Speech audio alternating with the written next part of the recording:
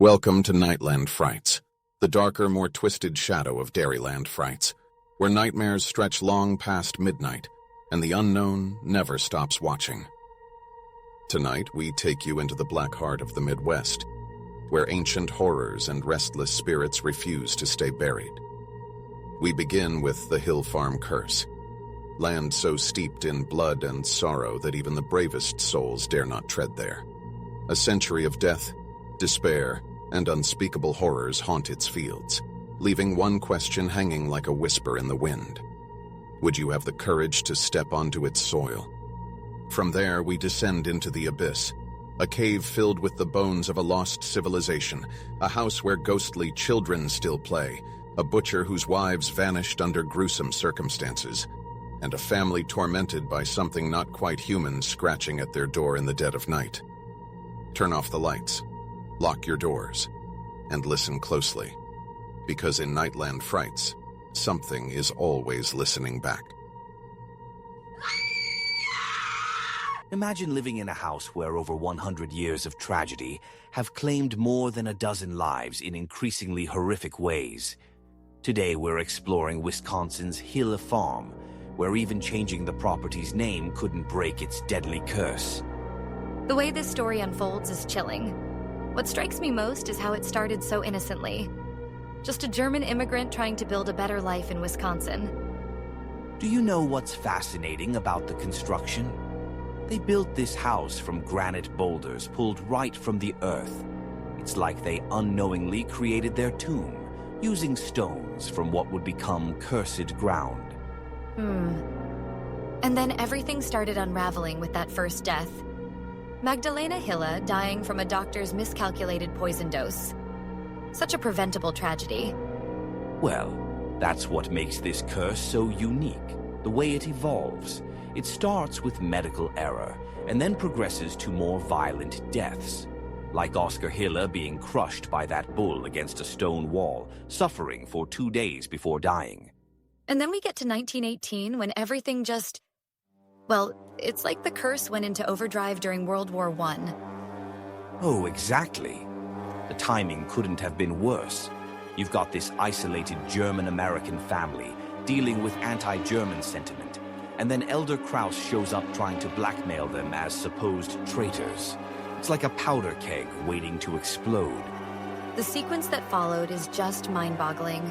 William Hilla's rampage, shooting Ernest Fence, then methodically killing all the livestock before taking his own life. And you know what's particularly disturbing? His sister Hulda's response. Instead of fleeing, she chose to join the tragedy by taking poison and slitting her wrists. It's like the curse wouldn't let anyone escape its narrative.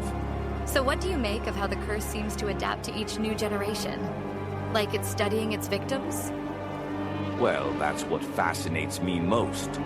Look at the Ransoms in the 1940s. They lasted longer than any other family. Even renamed the place Raven's Home. But, the curse just waited, watching, before striking at their grandchildren in the most horrific ways. The psychological impact of losing 2 grandchildren like that.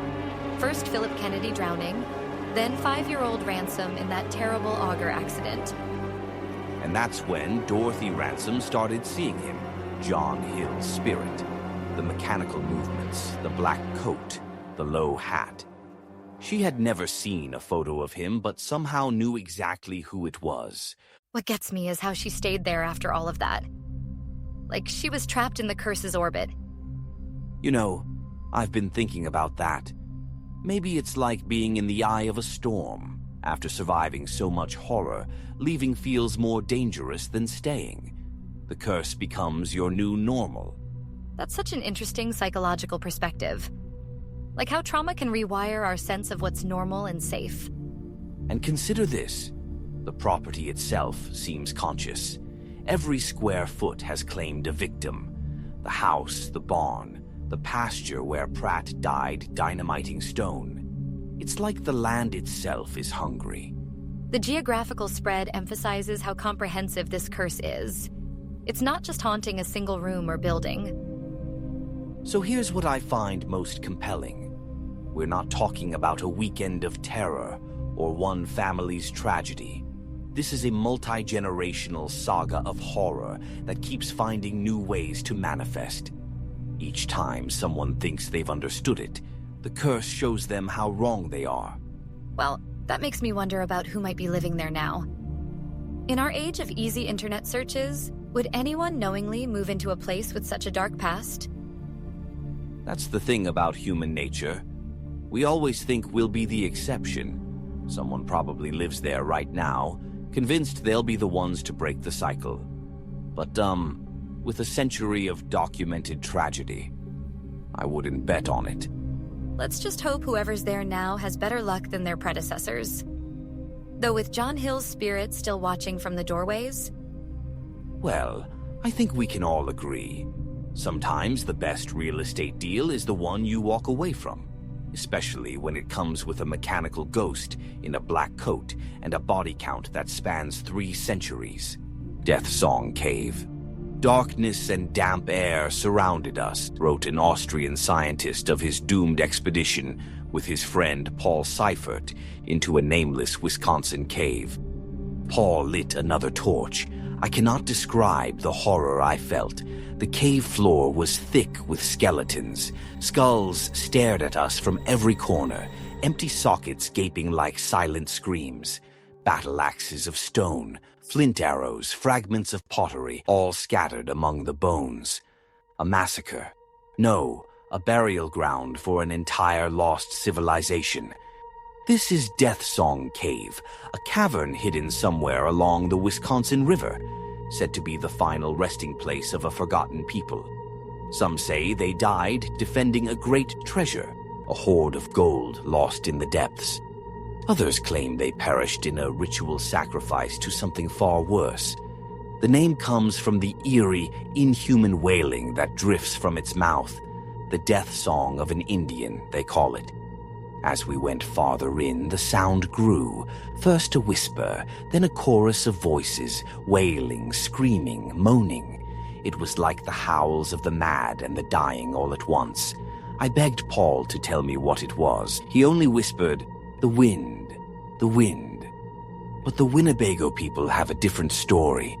Those who enter the cave never return, except for 2 boys who emerged pale and trembling, whispering of a vast chamber filled with hundreds of skeletons, all lying face down, arms outstretched, toward a massive, empty throne carved into the stone. The tribe sealed the entrance, and over the years its location was lost, or perhaps hidden. Hill House, it sits quietly in Leopolis, Wisconsin. Just another house, just another piece of land. Except, people don't stay in Hill House. Mary Sansevier remembers her childhood visits when the Brunner family owned the home. A friendly house at first, until the night came, until the children woke up. Toys moving on their own, doors creaking open when no one was there, whispers floating through the air, rising from the attic, giggling, murmuring, calling. A small laundry chute led from the attic straight down to the basement, and from the darkness inside, something unseen breathed. Mary asked the Brunners about the attic, about the whispers, about the toys. "It's just the children," they said, "the children who lived here before." And Mary never asked again.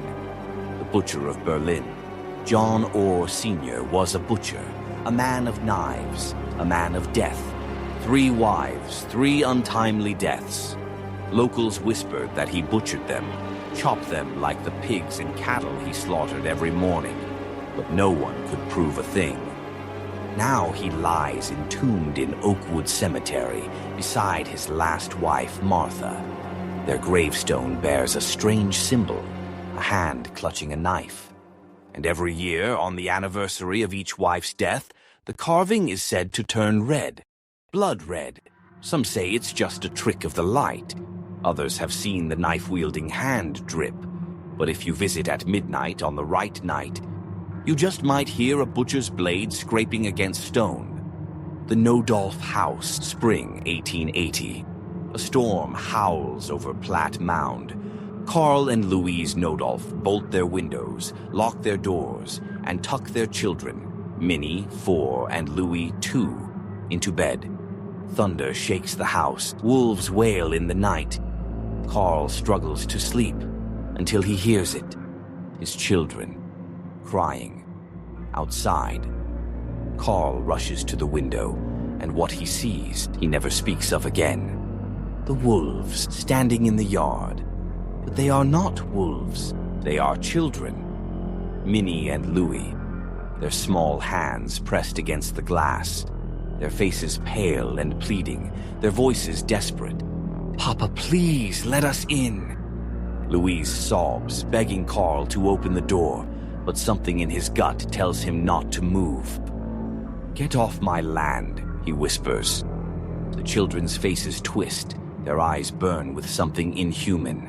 Their lips curl back, revealing sharp, jagged teeth. And then, they are wolves again, snarling, howling, vanishing into the trees. The next morning, Carl and Louise rush to their children's room. Minnie and Louis lie in their beds, sleeping soundly, unharmed. But by the window where the children had pressed their hands against the glass the night before, their small, muddy handprints remain. I was like, okay, good, you're over there. They're messing with you. So I don't know how long after that it was or how many times it happened to you first, Nick, but it happened like 3 or 4 times to him. I would say. Yeah.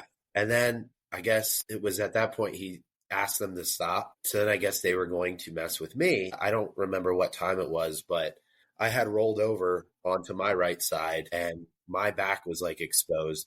And then it did it to me and I jumped up. So I told Nick, I'm like, all right, well, now they're messing with me. So I'm like, I'm just going to sleep on my back the rest of the night because obviously the spirit likes playing with people's backs. And so I was laying on my back, and I would say about 20 minutes later, it just pokes me right in the foot. And so I jumped up again, and he's like, what? And because like we were jumping because you just don't know when it's going to happen. That's like the freaky part of it. Wow. It's like a jump scare in a movie. You don't know when it's going to happen. Yeah. So it pokes me in the foot, and like I jumped up, which caused him to jump. And he's like, what? And I'm like, it just poked me in the foot now. And so then we both asked, respectively, can you please stop messing with us? We're trying to sleep. So then it was around 5 a.m., like right around 5 a.m. I woke up and it sounded like, by the way, we didn't tell you this. We were the only 2 people in the building. No one else had booked the rooms, any of the other rooms, and they don't have staff in the building overnight or anything like that. When you check in at the bookstore, which is right next door to it. And then they give you the key to get in. But there was no staff and there were no other people staying there that night. So it was just him and I. And I woke up around 5 a.m. and it sounded like someone was dragging something, like luggage or I don't know what, like out near the stairwell or in the hallway. And I just looked over and he was sleeping. So I'm like, you know what? I'm over all this. I'm not even going to wake him up. So yeah, that happened at like 5 a.m. But I mean, the whole night was just very, very active out there. I mean, we were, what's that haunted bridge, covered bridge? It's covered bridge. Troy and I went out. We'll preface this beforehand. I said, let's go get something to eat. I'm hungry. So let's kind of set up some equipment. So we have Troy's equipment case open and I left a cat ball on the bed. Okay. On the bed. Yeah. And I said, Troy and I were going to leave. We're going to leave a recorder going. Do something. Just mess with us, move things around. We want to communicate with you. Mind you, the key that opens the side door is an old skeleton key. And the room that you have to use, the key that you have to use to get into the room that we had is the same skeleton key. So we kept the key with us and we're out about, we went to dinner, we went to Sachs Covered Bridge. And as we're on Sachs Covered Bridge, mind you, it's about 20 degrees, a little bit windy, and it had just snowed. So it's cold. And we're on there and I'm like, nothing's happening. There's nothing here. 30 seconds later, I'm filming and I hear 2 gunshots.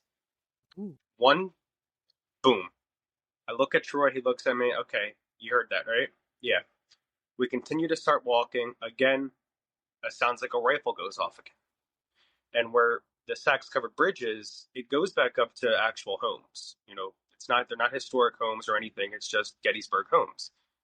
So you can't really shoot a gun in someone's backyard. Yeah. And I'm like, all right, that's cool. Now where Saks Covered Bridges is also covered by a wheat field, and it's, it's ponds and a little bit of lakes and rivers. So I'm like, all right, what was that we just heard? And how come we both heard it? And it was distinctly in front of us, but it sounded so far away. So after that, we just kind of decided to drive around the battlefield at night, which you're not supposed to do, but we did it anyway. The gates were not locked. Yeah, so the boys got to go on this trip. This is the day before we went to my haunted manor. So they're texting our group chat, blow by blow, like everything going on. And when he sent me the video showing me the cat ball, I went back to some photos they sent me when they first checked into the room. Yeah. To see, like, maybe it was there from another guest, Sure. that was maybe there a couple days before them. You zoom in on the canopy of the bed and there's nothing there. So that kind of supports the fact that it wasn't there prior to them checking in, and it's not like they missed seeing it. Like, that was new. Right. So Right. upon knowing the history of the Farnsworth house and take into consideration that there was a little boy, Jeremy, who actually haunts the entire building. He's about 6 years old. Yes. And his backstory is he died 1863, 1862, around that time. He was trampled by a horse. They used to go, run up to horse and try to pet him to scare him. He was actually trampled by a horse, and he died in the Sarah Black room, which was the original nursery of that home. So my whole correlation to that was, okay, there's a child in here. A woman's not going to hop up on that bed and play with a cat ball. A child is. So I kind of just had that in my head the entire night that Jeremy was the one playing with the cat ball, but I don't think a child is going to run a hand down my back. Mm-hmm. But then we went into the basement of the Farnsworth house, and there's supposedly a portal in that basement with a mirror, which if you've seen the episode with Amy and Adam from Kindred Spirits, the mirror itself is haunted, but the wood that surrounds the mirror is also haunted. I didn't really pick up on anything in that basement, but I was looking around at the dead children on the wall, post-mortem pictures, and there are dead kids in that basement, but also along the wall are all these post-mortem photographs. And I'm like, all right, so maybe the mirror being down here is causing all that energy around to activate something. Yeah.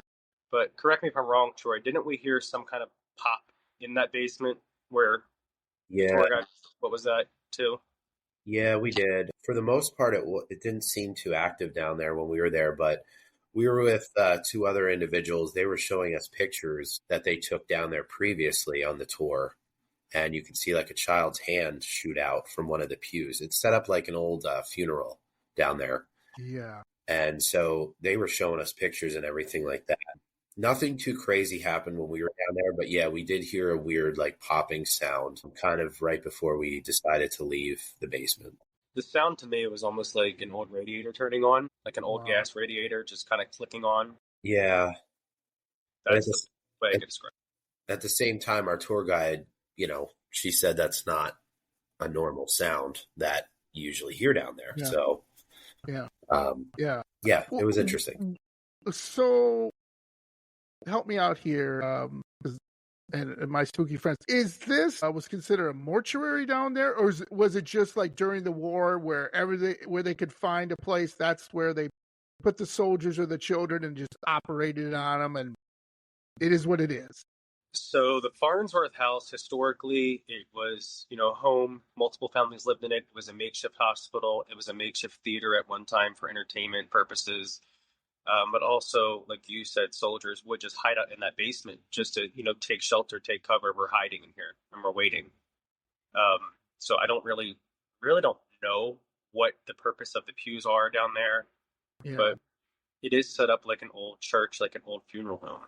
Yeah. And describe the pictures for me. I'm guessing it's the scary pictures you see when you go into an old home where where all the kids are like staring wide-eyed at the camera with no expression, and it's creepy as hell. Is it kind of like that? Yeah, they're your typical sepia photographs, 1860s. They're just creepy. there. and they're probably from 5 years old to 12, 13 years old, boys and girls, and they're dead. You know they're dead. Wow. It's just that blank stare in the photograph. Yeah. And they're plastered up on the walls. And then there's these drawings, too. Turn down the lights, lock the doors, and ask yourself one last time. Are you really alone? Because here in Nightland Frights, the night never sleeps, and neither does the darkness.